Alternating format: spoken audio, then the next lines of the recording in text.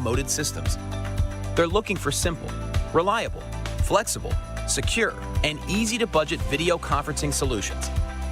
It's time for a totally new approach. It's time the AV industry met the Internet of Things.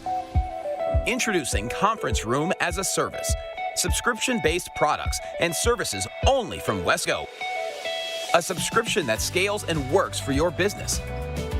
Together, with your preferred AV installer, we help you choose the right size system for your meeting spaces, small rooms, medium-sized rooms, and large conference rooms. Once you've chosen the size room you want to deploy, choose Zoom or Microsoft Teams and add options like bring your own device and a monitor if needed. Then choose how many rooms you want to add to your subscription. It's that easy. Once your AV integrator has installed and activated your equipment, your Conference Room as a Service subscription has you covered with advanced replacement, an industry-leading warranty, live 24/7 world-class help desk support, and a portal for remote monitoring and service tickets. With this service, all rooms are online and ready to go once connected to the network. It's never been easier to deploy, monitor, and evolve your workplace technologies, all at an affordable price with easy payments. Conference Room as a Service subscription-based products and services, only from Wesco. Simple, reliable, flexible, secure, easy to budget.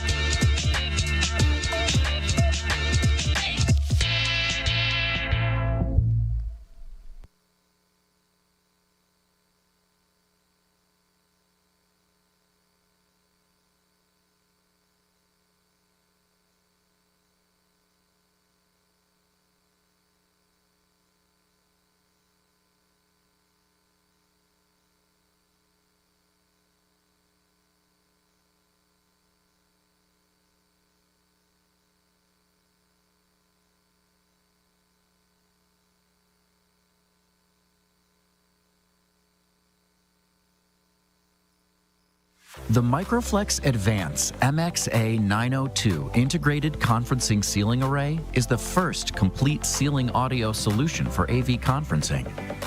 Because it mounts overhead, it provides more consistent sound quality throughout the room than an all-in-one soundbar mounted on the wall. The MXA902 has all three things needed for exceptional audio in small to medium-sized meeting spaces.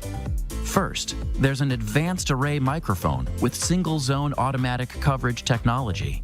It captures every participant in a 20 by 20 foot area right out of the box. Second, onboard IntelliMix DSP eliminates annoying echo and room noise and adjusts talker levels automatically. Everyone is heard clearly no matter where they sit. Finally, the MXA902 has a built-in wide dispersion loudspeaker that delivers robust sound throughout the room without the need for external speakers and amplifiers. Remote participants and program audio playback are easy to hear. With its revolutionary integrated design, the MXA 902 is quicker to install than individual microphones, loudspeakers, and signal processors. One network cable with PoE Plus is all you need. The MXA 902 integrated conferencing ceiling array is the ideal solution for AV conferencing in small and medium-sized meeting rooms. It's the fastest way to better sound.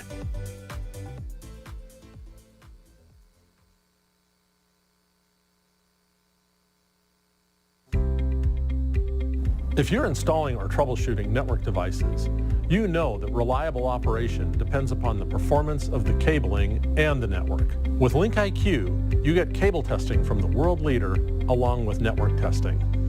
The LinkIQ can characterize the performance of your cable up to 10 gigabits per second and troubleshoot problems fast. When it's time to connect to the network, LinkIQ shows you the switch name and IP address, the port number, speed, and VLAN. It also shows the IP address of the switch and performs a connectivity test to an IP address of your choice. Plus power over Ethernet testing that includes a load test to make sure the power you need is really there.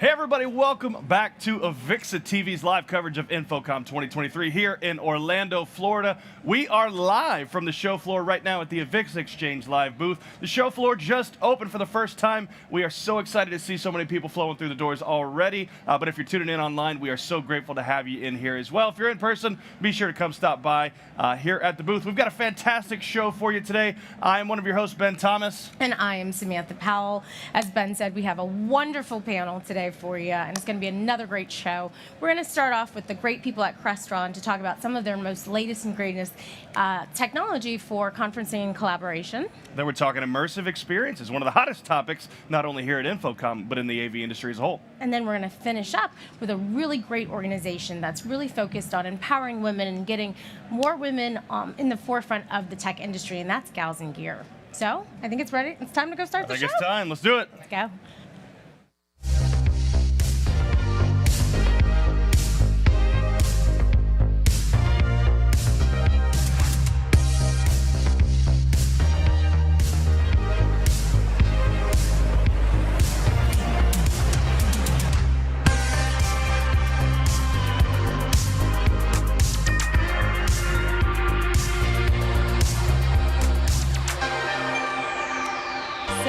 We're here again, AVIXA TV. It's a wonderful day. As you said, the show just opened, all the booths are done, and it's an amazing experience to be here. How are you feeling? Look, I'm excited. You can't get me out to Orlando and not get me fired up. Had a chance to go to some great parties and events last night. Woke up, loving life, excited to see what's happening on the show floor. It's already met my expectations, and we're, what, 2 minutes in? I know, it's amazing. So let's go ahead and kick things off. So today, we're joined by Richard Sasson and Simmen from Crestron. So thank you both for being here today. Thank you for inviting us. Awesome. So obviously with COVID, it changed the entire landscape of how we work. Now everything is obviously hybrid and workplace and remote. Tell us how your solutions have really enhanced that experience of remote and hybrid work. So there's a couple of things, right? One of the big things that everyone thinks about is the home experience, and that's absolutely something that you have to take into consideration. But what happens when they come back into the office? The office isn't being used the same way it was before. What used to be a dedicated space could now have 3 or 4 different functions in the course of a week, depending on who's in the office. Making sure employees have the right space to come into, they know where they're going, they have all the amenities that they did at home. And so what we're working on with our technologies is how do we bring all that together to maybe use what they have or reinvent their spaces to accommodate for these things, like bringing in desk scheduling solutions, the ability to create changing flexible rooms with a single touch of a button, so that way there's less time between changing those spaces. So now they can be used for just about anything. Well, Rich, what it really comes down to is ecosystem, right? You talk about ecosystem in an office, ecosystem in the house, a product ecosystem, partner ecosystem, we could go on forever. But one of the things that I've really appreciated about Crestron is your investment into the product and partner ecosystem, right? Talk about how that ecosystem as a whole is so impactful to both, whether it's the hybrid, in-person, or remote experiences. So, Ben, one of the things that really makes it so impactful for the user is having a consistent experience with interaction with their teams. So when you're on a call, you want to have a situation where I'm not looking at a wide shot of a room all the time. I want to be able to look at the individual who's speaking. So it's still having that one-on-one connectivity with a system that allows you to also see the entire room as well, just like you would in a real meeting space.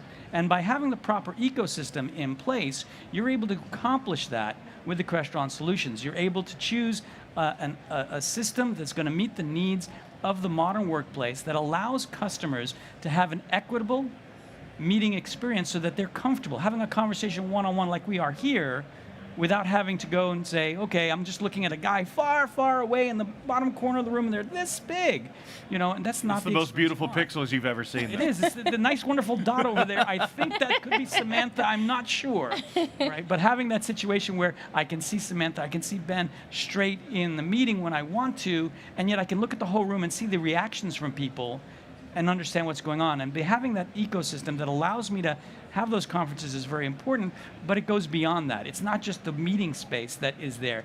It's also today's flexible workplace. Being able to book a desk, right? We have a new desk touch application that allows you to put a scheduling panel on the desk. You can use a QR code to book a room. You can do it remote. So you've got a lot of flexibility within that ecosystem that ties it all together from a simple desk to a room to an entire space to manage and monitor it all. And that's really the power of a good ecosystem. And it's definitely been challenging, I would say, for a lot of organizations to now switch to having their employees back into the office.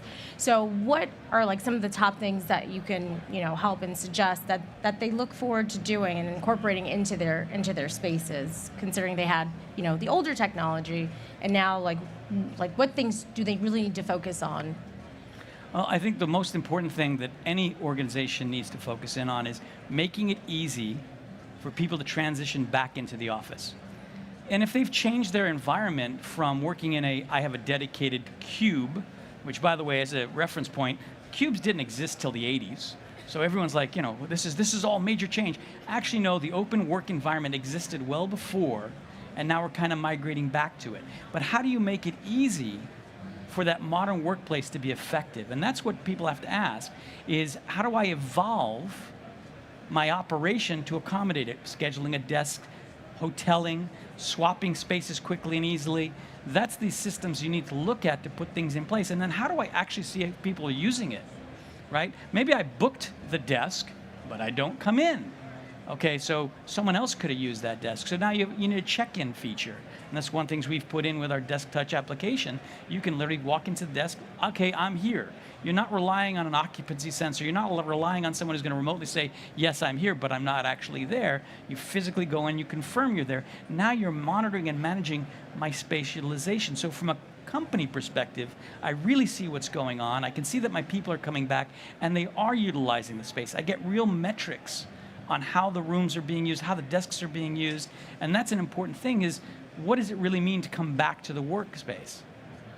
You want to add to that? I was going to add to that a little quick. We had our Modern Work Summit a few weeks ago, and we had a great panel discussion talking about this exact topic. And one of the things that surprised us was everyone thinks everyone's coming back into the office because they can collaborate. They want to talk with people, and that is part of it. But a lot of people want to come back into the office because they want to work. They want a dedicated space. So understanding what the environment is that you're trying to create within your organization. What do your employees need? What do you need to be functional and productive throughout the course of your day, your week, your month? Those conversations need to be had to understand how you revitalize your space. Well, Lauren, I want to follow up on that question because you bring up a good point, right? It's about what the end user is looking for and wanting, right? And more than ever, I would say in our industry right now, there is a renewed focus on the end user. What does the end user want to do? What does their product ecosystem look like? What does their day-to-day look like? Talk about the end user and how they've really helped inspire the product design process, especially the new stuff that you guys just put out. Absolutely. I mean, it's they inspire everything that we do, right? If the end users don't want to use or handle our products, why would we build them, right? So we have to take into consideration what they're looking for. And it really is those conversations. Every organization is different. So the key for us is to find that common thread. What's the root of what they're looking to do that can work in multiple different types of applications? Something like the Flex Pods that we launched a couple weeks ago as well, that's got an ability to either be in a dedicated room or it can be in a movable space. So trying to create products that help them solve multiple needs that they can standardize on equipment throughout the office. And if things change, they've got the capability to do that. That's one of the big things that we're seeing is some of our end users don't really know what they want. They're not quite sure. They're still trying to figure this out. So they're also coming to us looking for help us figure out what to do without getting sucked into having to do the entire space at once. They want to make sure that they're making the right investments in what Rich was talking about with understanding utilization. They can start to make those smarter decisions. And in terms of security and privacy, right? That's obviously a major concern right now in the digital world. So what does Crestron do, or what are you able to do to address those concerns? So security is one of the highest priorities we have as a company. All of our products need to be secure. And depending on the level of security, we get our products JITC certified so that the government can use them in their facilities. We have our products that use SSH, TLS, they do multi-factor authentication. We have been on the forefront of security for protecting devices and preventing unsecure access to systems. We realize the importance of that, and we have been really always working on and expanding our capabilities and what our products' security levels are, and continuing to make sure that they are further and further secure with every new product we make, so that you're not going to get that IoT backdoor sneak-in attack through our products. And we do a lot to prevent that, and the incredible amounts of securities we are putting in, especially like our new TST-10A, for example. That panel is just launched with multi-factor authentication. It's got all the alphabet of 802.1x security protocols built into it. It's a completely secure wireless panel for customers to use, and that's a brand new product we launched here at InfoComm. Actually, we showed it at Masters. We were showcasing it here and launching it at this event. Phenomenal product. So we take security incredibly, it's an incredibly important aspect of everything we do. So that's you can't let that go by on anything. Well, and Rich, it's interesting because one of the best ways to ensure security is to ensure that products are being used as intended, right? That they're not being used as gateways for other things. But a lot of that has to do with product training, whether that's through the channel, through the integrator, or direct to the end user. And I've got to say I'm biased, but there are very few companies that do as well as Crestron does with channel training and end user training. Talk about the importance of that for you guys. Absolutely. You know, Ben, we have a phenomenal training program.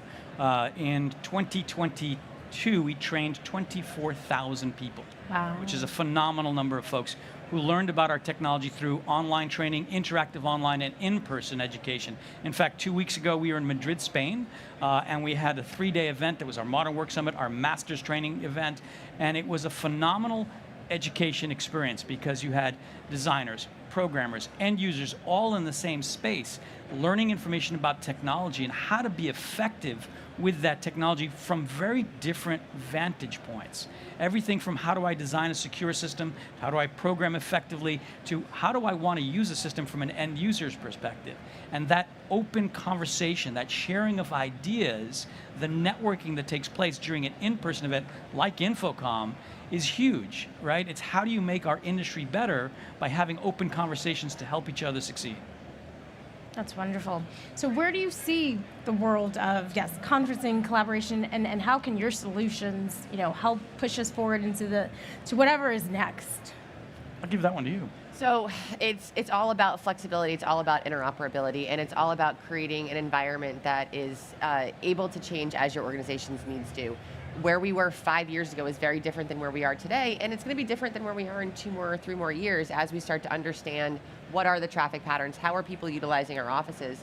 So ensuring that the technology that they put in not only works for now, but is, you know, future-proof or investment for later on and changes need to be made. But that ecosystem conversation works really well within the product also.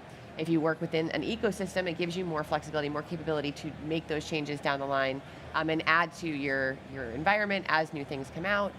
So that's really where, you know, for us, it's all about that, providing that flexibility to our customers, making sure that they have what they need for today and tomorrow, and then continuing to provide new products based on their feedback, based on their needs, to help drive them into the next level. Well, Lauren and Rich, we appreciate you kicking us off. Day 1 of InfoComm. You guys are our first guests officially after the show started. Thank you so much for coming on. Thank you very much. Our pleasure, thank you. Happy Info. Well, look, check it out. InfoComm is not the only event happening this month. There's also an event called Upstream happening next week. Take a peek. Well, Dan and Lorenzo, thank you for joining me. Dan, would love to start with you. Can you tell us a little bit about what is Upstream? So Upstream is a new event from AVIXA. We are working with a partner called the IABM, and essentially we're trying to bring the worlds of broadcast media technology and professional AV and IT together. Enterprises increasingly want to make their meetings, their town halls, you know, post-COVID.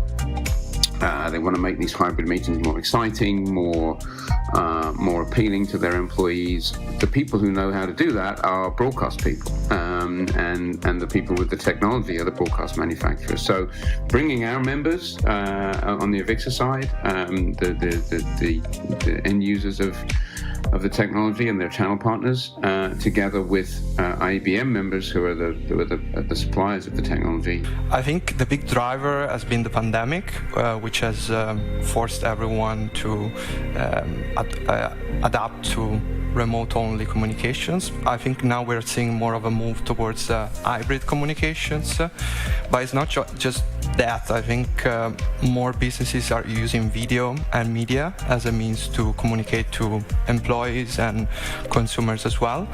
So I think media technology is becoming more important, more universally as well. And I think previously these two fields were distinct and they were separated. So of course, as they come together, there are some gaps that need to be resolved.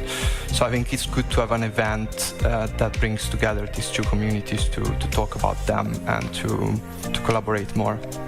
And Dan, can you tell us when and where is Upstream happening this year? Sure. Yeah. So the first event, what we hope will be the first of many. It's on Monday, June 26th.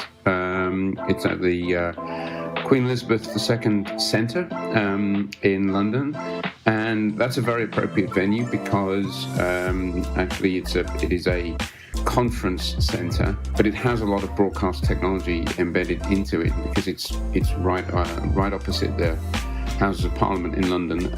It has its own broadcast studio downstairs, so there are a lot of there's a streaming infrastructure in place, which means we can actually use the venue at least partly to showcase what the technology is capable of. So it seemed like a logical place to start. Last question, and we'll get you both out of here on this. Lorenzo, start with you. What are you most looking forward to with this event? I think I'm looking forward to hearing some, real-world examples and case studies on convergence, some discussion on the topic. So learning is my first priority, I would say, as well, of course, with networking. It's always good to meet new people, particularly if they come from a different sector. If we can expose these enterprise users and their partners to the possibilities of broadcast and media technology, and we can expose the vendors of that technology to these enterprise workflows and use cases, then I think what we're going to see is a real significant evolution, potentially quite quickly, in the way that our side of the industry on the AVIXA side is served by these media tech vendors. Well, we're looking forward to it. June 26th in London, the very first Upstream. Dan, Lorenzo, thanks so much for the time, and we'll be seeing you soon. Welcome back to the show today. We've got kind of a crowd that's gathered over here. We want to say hi to all you guys out there watching out here. But this next segment is one that I'm really looking forward to. We don't always get to hear directly from our end user community, especially when it comes to things like immersive experiences. So wanted to dive right in and introduce our next guest, and that's Rainey Fu over at Spotify. Rainey, thanks so much for coming on. Welcome. Thank you so much for having me. Rainey, like I said, we love hearing voices from our user community. So if you would just introduce yourself a little bit and talk about how you kind of have gotten into the role that you're in. Yeah, for sure. So I started my career and background in brand content when I was like 14. It was a very young age, but I remember I was seeing what it was on screen in Times Square and billboards, and I know that one day I would love to create a billboard for commercials that's right where everyone gets to see a big piece of what I'm doing. And from then on, I slowly worked towards having being in the events company in Singapore. That's where I'm from, and the events company was working a lot on Shanghai and Beijing, Singapore events, and during then it was such a huge market in this industry, and that's how I got into like motion graphics and broadcast design back in Savannah College of Art and Design. That's where I started from, and merging both of them, events background together with broadcast design, has gotten me to where I am right now. And very happy to say I'm at Spotify at this moment, and I've been doing a lot of that. That's exciting. So. We're all familiar with that company, I think. So what would you tell somebody who wants to enter into this field? It sounds like you got here through various paths or so, but what would you tell somebody who's interested in this? Right, yeah. So one thing that you can work towards getting into this field is really focusing on what you're looking for as your goal, and getting all the opportunities that come your way, and be able to work on the fly, and also having that production mentality of teamwork is very important. So one thing my mom always tell me, you are not a noun, you're a verb. You're not a founder or an entrepreneur, you're a maker. You're a person that does things. So if you come in with the mindset of creating and helping people around you, be in a team, I think that's what this business is all about. Like the people, it's a people business, and if everyone loves working with you, you will get more of that coming towards you, and slowly you craft your way into this field and into events, and that's how I got into where I am. That's awesome. Rainey, you've had a chance to work on a number of different amazing projects, but one project that stands out really above a lot of them is a recent Spotify House installation that you did. Talk to us a little bit about how your thought process from just the inception of the project all the way to the execution happened. Oh yeah, absolutely. I would love to talk about that. So that happens just last week, where Spotify House is an event space that we bought in Nashville for a 4-day event in conjunction with Country Music Festival. So last week was our 50th anniversary for Country Music Festival, and Spotify House was always one of the biggest activation and events that we give to fans that are big in country. And for me to get into that, to be the campaign art director of it, it was such a big blessing too, because of my background in motion graphics and events. So I'm always focusing and specializing in events in my team. And that helps me to craft this idea of creating a neon city, a neon theme for this Spotify House, because that merges between the traditional country music as well as the modern country music. So you're creating that kind of like nightlife vibrancy of modern, but also having that background of honky-tonk bars. And I don't know whether everybody here is like a big country music fan, but we also invited a ton of 40 different artists, 70 different artists, including Reba McEntire, Diplo, Sam Hunt, Kelsey Ballerini. So they're all at an event last week where I was the art director for that campaign. That's very impressive, and I like a lot of those artists that you named. I can get down with a little country myself. I don't know. I need to crack out my cowboy hat right now. Some boots with the fur, because it almost sounds like one of those artists is there too. So those type of in-person experiences, those brand experiences don't have to be limited just to in-person, right? Yeah. So what would you say is key to creating an effective digital brand experience? Not, it doesn't just have to be in person, but also, digitally speaking. Right. Digital. So Spotify, first of all, is a digital first brand as well.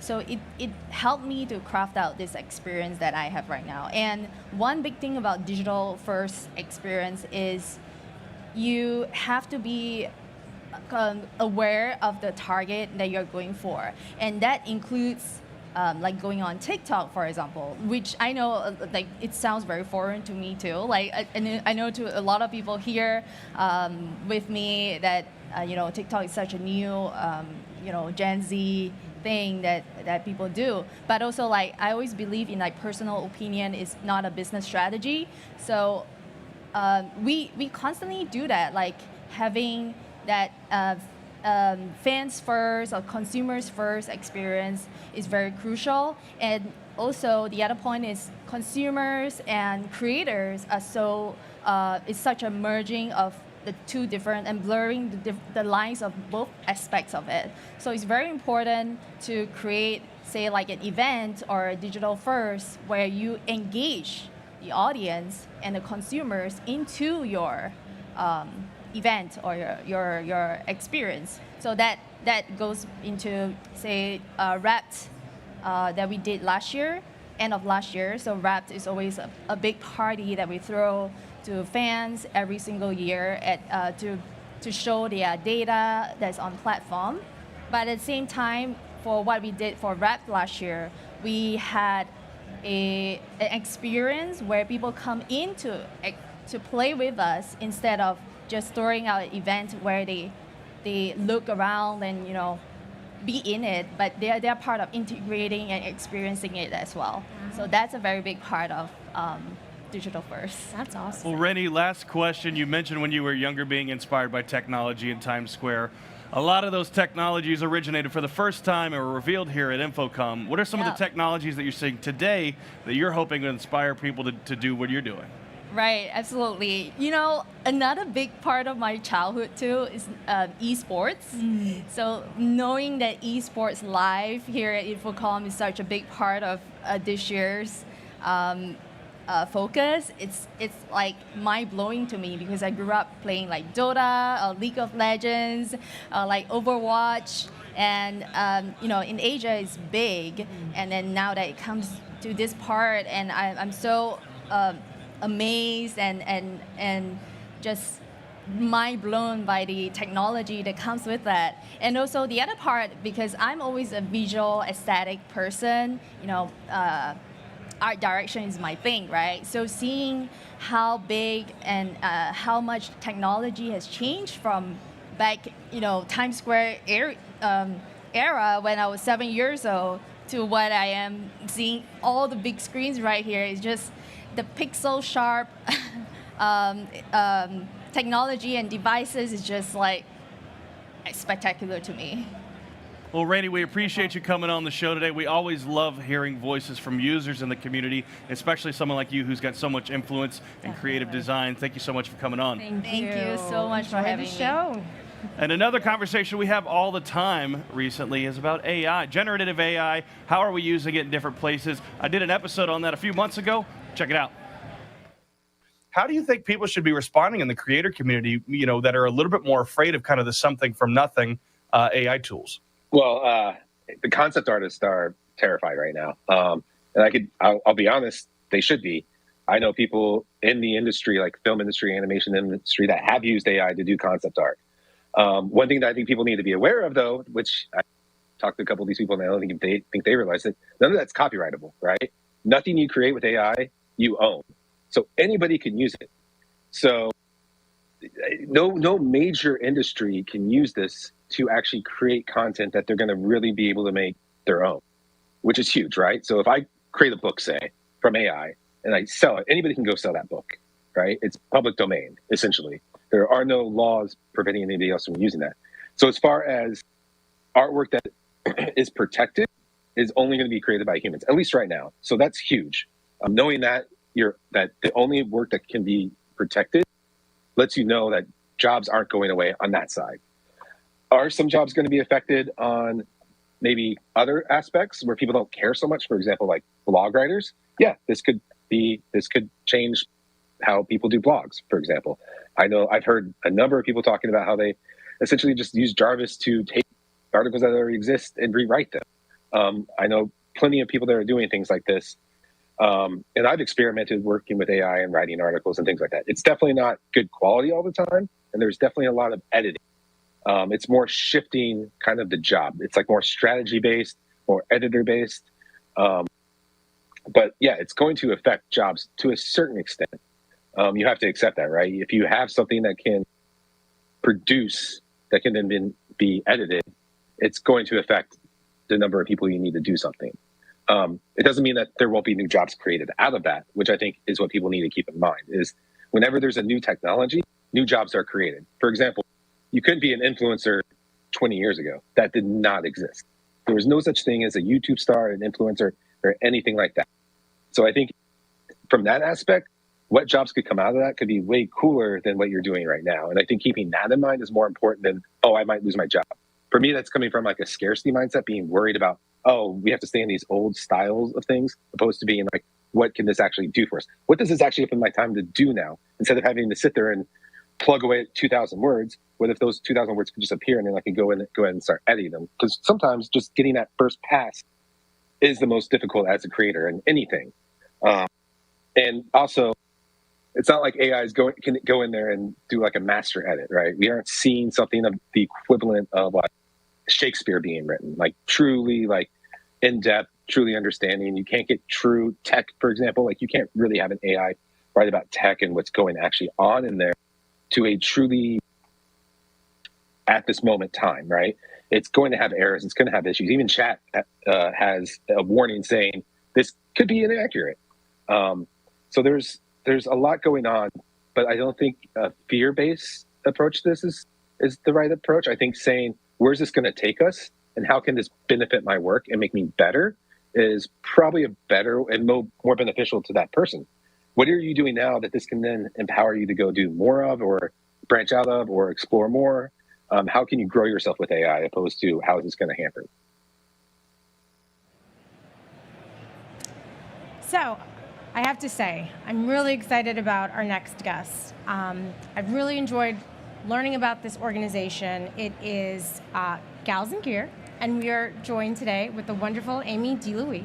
So thank you so much for joining us. I want you to really talk about it, but just a little bit of the background, of what I like most about it is that you say you're not you're not just a label, you're a movement in efforts to help promote women in tech and diversify that industry and give women a voice and a platform to speak to. So if you could, tell us all about Gals in Gear and what it is that you guys do. Sure. Well, first of all, thanks for having me. We're so excited to be here at the show, which is such a fabulous show. So I'm a little eager to get out there, but I'll talk to you guys first. Definitely. So I guess because there are a lot of engineers in the audience, I'll just say that Gals in Gear as an equation is that we want to build tequity, and that's a combination of visibility plus skills plus access. It's as simple as that. And we really started as a movement. I try to say we're not really an organization. There are lots of great membership organizations out there that are women in something, and we're not that. We're a community of women across many different disciplines, many different continents, and we've really come together to build this tequity hands-on, one person at a time, one organization at a time, one company at a time. And so I started it basically, I was in the ladies' room at a tech event, and I was like, why am I in here by myself? I need to call some women and bring in reinforcements. So that was really how it started, and we started with some small networking events, expanded that into some skill building opportunities, and expanded that further into a speakers bureau for visibility. Fantastic. Well, I love the vision, and I love some of the work that you've done, and I've actually had a chance to hear you speak a few times. And one of the things that I always love you talk about, and you mentioned it here as well, is actual skilling, right? So we talked about it a little bit yesterday with our recruiting panel, but one of the best ways to allow people to advance is to train and teach. Talk about some of the ways that you've seen that with people that are already in the industry and how you've been able to help upskill. Sure. So we have a big focus on upskilling for women, and there's sort of two areas of that. One is that we've created a beta testing community. I think that one of the places where women, and particularly women of color, get left out is that they're not given those opportunities to be early adopters of new technology. Because, let's face it, somebody says, I know a guy, I'm going to send him the beta version of our software or hardware or whatever. So we want to say, I know a gal, and she would also like to be testing that new technology. So that's one way, so women can be upskilling themselves by being beta testers. And then the other thing is we have a leadership, emerging leaders program that we do that's quite intentional. And it's those skill sets that many of us who got into the industry did not get some kind of class in how to become a leader. That's not how we got here. So we provide some very hands-on training in negotiation skills, financial literacy, leadership styles and how that affects leading a team.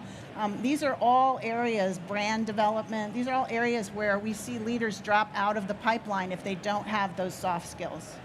And that's really important, just to have those skills, and that also gives you a sense of empowerment and confidence in everything. So once you've helped these women, I guess you would say tool in those areas, in what ways do you help give visibility to women in the AV industry? Absolutely. So, I think it's very common for many people, not just women. A lot of people in our industry are actually introverts. I am actually a slightly extroverted by training introvert. So people don't necessarily put themselves out there to be on panels, quite frankly. And we also know by a lot of studies that we didn't have to do at Gals in Gear that women have a lot of other responsibilities at home, at work, et cetera, as caregivers. So, a lot of times they're not going to put themselves first. So we built a kind of an informal speakers network. And so We say we know a gal. Instead of we know a guy who could speak on whatever tech topic, we know a gal who can speak on that topic. So that's a way people can partner with us too, is if you have some women in your company who are really knowledgeable on various areas of tech, let us know who they are. Because we want to reach out to them and make sure they're visible. And when you're visible, it helps move your career along. Let's face it, you network with people in a different way in the green room than you do on the show floor. So it's an important component of career advancement for women throughout media technology. Well, you talked about partnerships with manufacturers, organizations, installers, things like that. That's probably the number one question that I hear all the time is, how can I help get involved with XYZ initiative? Let's ask the question, how can people get involved specifically with you? Sure. So one of the things that we're all about at Gals and Gears, we don't talk about equity, we do it, right? And so we're really interested in partnering with any company who wants to do it. And so, like I said, if you have women in your company who have skills, great, make them visible to us. The other thing is make your products available to us. We make sure that women get their hands on the gear, so to speak.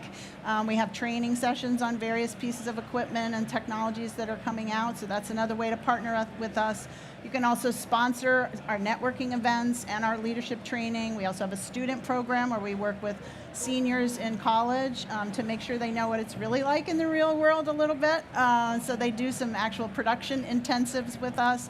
So there's a lot of ways that companies can partner with us. And frankly, sometimes they come to us with an idea and we say, okay, let's run with that. So we're very open to partnering and combining our efforts to make it a more equitable community.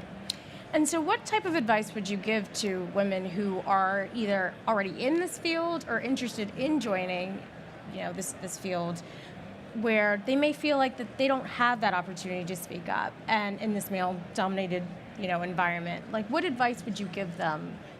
Well, I think one of the great things about Gals and Gear is it's a very welcoming community. And so, find us on galsandgear.tv, find us galsandgear@gmail, find us on any of the social channels, because we will find somebody to connect you with, to make you feel like you're part of this community. That was the thing about me being by myself in the ladies' room at a conference. I was like, where are my people? Everybody needs their tribe to support them and bring them along. And so we will help you connect. And men are part of our community as well, and we'll connect you to whoever needs to make you feel like you belong here. Because that, we talk about DEI, there's like a B sometimes, and we're all about the B. Like making sure that every person of every flavor feels like they belong in the media tech space. Amy, well, thank you so much for coming on the show today. We love having you on AVIXA TV. It's time to go explore the floor. This is the end of the show for this first session right here. We're coming back a little bit later, talking more InfoComm on AVIXA TV this afternoon, but we've also got 2 shows tomorrow as well, and then 1 on Friday. We're looking forward to having you stick around with us. Be sure to watch this afternoon. Some great guests. That's a tease for you. We'll see you later. We'll see you soon. How do you do, fellow kids? My name is Nuri Nara, and today I'm here to tell you that school is cool. But for real though, with advances in AV tech and creativity, school has never been cooler. Which is why I want to take you to Denmark to visit Life Campus. It is one of the coolest education centers around, and it features some of the best AV equipment in the world. So come on, let's take a field trip.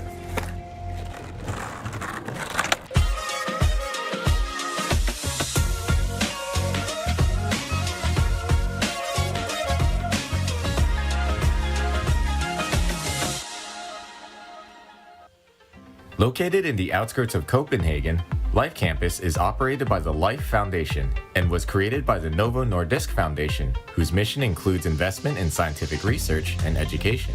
Life Campus is a really nice building. The kids come out and they go like, wow, this is cool.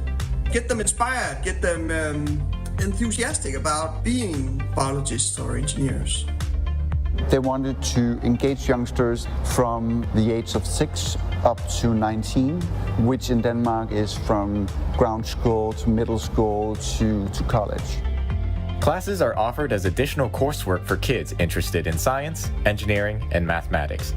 And with the help of the team at Stoenborg, this campus is equipped with the most state-of-the-art AV technology, including a 360-degree auditorium nicknamed the Colossal Hall. We create pictures, movies that have some relevance to a specific course that we're doing. We just finished 2 movies, one on insects and one on flight. But the idea is the kids come in and go like, wow, this is so cool, I want to go find an insect now. The design team originally considered using LED panels in the auditorium, but eventually settled on a projection system to allow for better acoustics. So in the 360 room, we have these panels around the whole place where we have absorption behind to make the acoustic works. There are speakers all around the whole place. You can see behind you, so if you want to show them something, you need to make them turn around. And we do that with sound. In the corner you hear, oh, there's something crawling over there, and you look over there and, oh, there's a little centipede. With over 600 devices connected over 1,000 IP addresses, the AV over IP network at Life Campus was a huge undertaking for Anders and his team.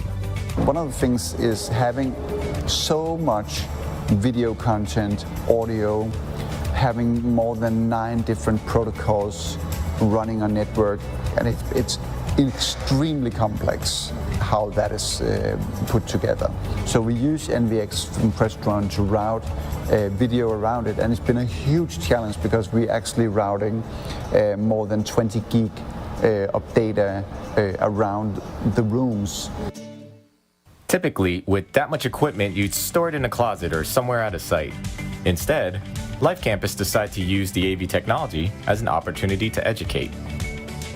The technical racks are actually set out for display. It's behind a glass wall, and if you crouch down a little at the correct spot, we have a graphic on that shows what each thing is. If I come by and there are kids there, I'll go like, something you want to know? And they go like, oh, what's that? And I can tell, well, that's an audio processor. And so it's a great little piece of thought going like, well, we have all this stuff, why not show it? And it fits perfectly with what life is all about.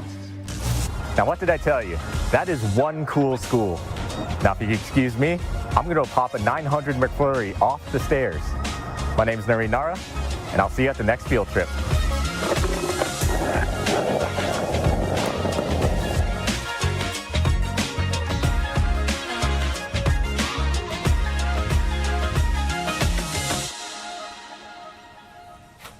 Hi.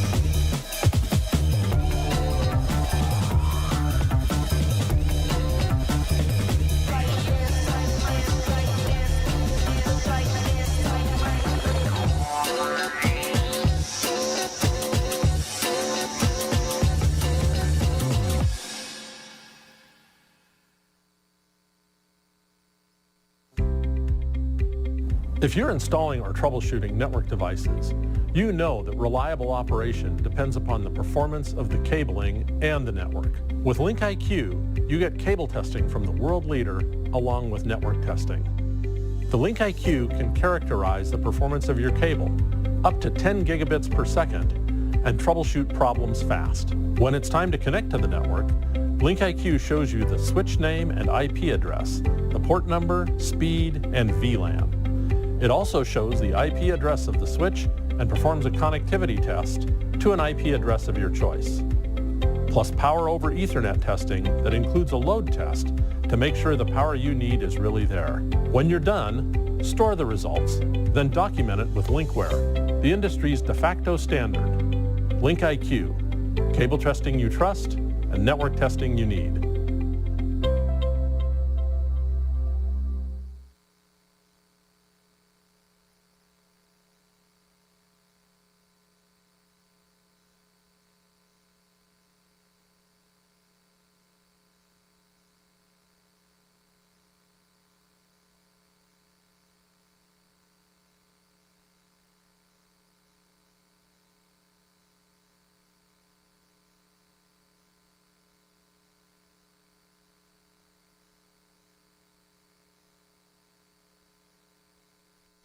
The Microflex Advance MXA902 integrated conferencing ceiling array is the first complete ceiling audio solution for AV conferencing. Because it mounts overhead, it provides more consistent sound quality throughout the room than an all-in-one soundbar mounted on the wall. The MXA902 has all three things needed for exceptional audio in small to medium-sized meeting spaces. First, there's an advanced array microphone with single-zone automatic coverage technology. It captures every participant in a 20 by 20 foot area right out of the box. Second, onboard IntelliMix DSP eliminates annoying echo and room noise and adjusts talker levels automatically.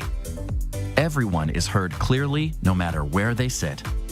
Finally, the MXA902 has a built-in wide dispersion loudspeaker that delivers robust sound throughout the room without the need for external speakers and amplifiers. Remote participants and program audio playback are easy to hear. With its revolutionary integrated design, the MXA902 is quicker to install than individual microphones, loudspeakers, and signal processors. One network cable with PoE Plus is all you need. The MXA902 integrated conferencing ceiling array is the ideal solution for AV conferencing in small and medium-sized meeting rooms. It's the fastest way to better sound.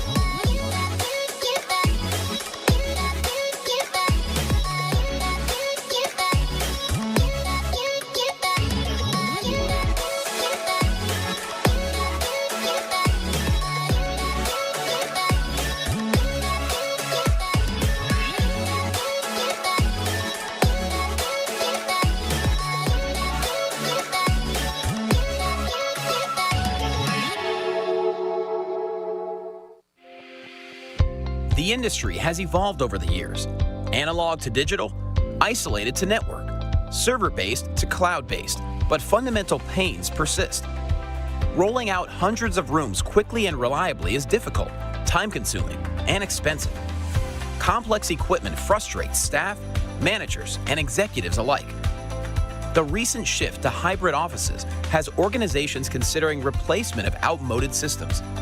They're looking for simple, reliable, flexible, secure, and easy-to-budget video conferencing solutions. It's time for a totally new approach. It's time the AV industry met the Internet of Things. Introducing Conference Room as a Service, subscription-based products and services only from Wesco. A subscription that scales and works for your business. Together, with your preferred AV installer, we help you choose the right size system for your meeting spaces, small rooms, medium-sized rooms, and large conference rooms. Once you've chosen the size room you want to deploy, choose Zoom or Microsoft Teams and add options like bring your own device and a monitor if needed. Then choose how many rooms you want to add to your subscription. It's that easy. Once your AV integrator has installed and activated your equipment, your Conference Room as a Service subscription has you covered with advanced replacement, an industry-leading warranty, live 24/7 world-class help desk support, and a portal for remote monitoring and service tickets. With this service, all rooms are online and ready to go once connected to the network. It's never been easier to deploy, monitor, and evolve your workplace technologies, all at an affordable price with easy payments. Conference Room as a Service subscription-based products and services, only from Wesco. Simple, reliable, flexible, secure, easy to budget.